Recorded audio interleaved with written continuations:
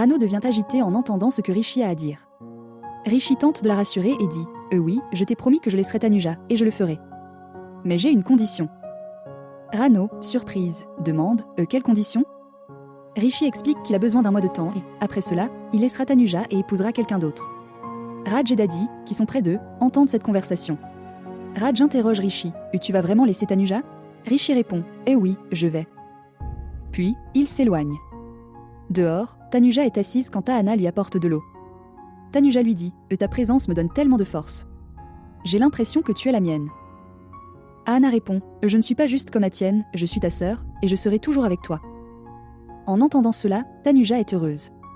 Pendant leur conversation, Ahana demande « Quand tu es arrivée, tu as dit que je me trompais. Mais maintenant que toi et Rishi êtes ensemble, est-ce que tous les malentendus entre vous sont réglés ?» Tanuja répond « Non, nous ne sommes pas ensemble. Rishi m'a simplement dit de venir avec lui sans poser de questions, alors je l'ai fait.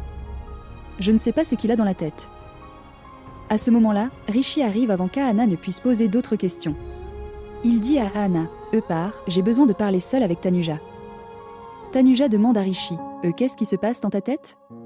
Pourquoi m'as-tu amené ici ? J'ai l'impression que quelque chose de mauvais va arriver, quelque chose que je ne peux même pas imaginer. » Rishi lui dit « J'y ai réfléchi aujourd'hui et j'ai parlé à ma mère de tout ça.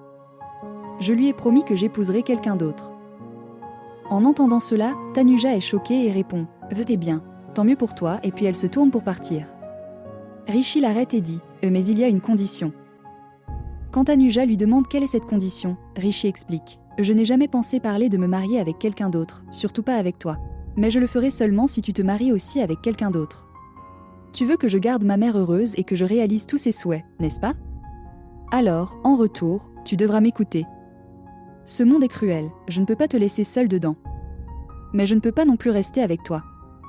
Alors, je vais te trouver un mari convenable et te marier dans ce mois. Après ça, je me marierai avec quelqu'un d'autre. » Tanuja, choquée, se couvre les oreilles et dit « Je ne peux pas faire ça. Je ne me marierai pas avec quelqu'un d'autre.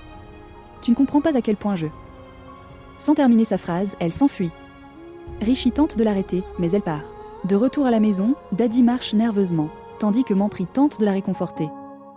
Daddy dit « Même en étant la plus âgée de la maison, je ne peux pas empêcher ma famille de se détruire. » Juste à ce moment-là, Raj arrive et demande ce qui se passe.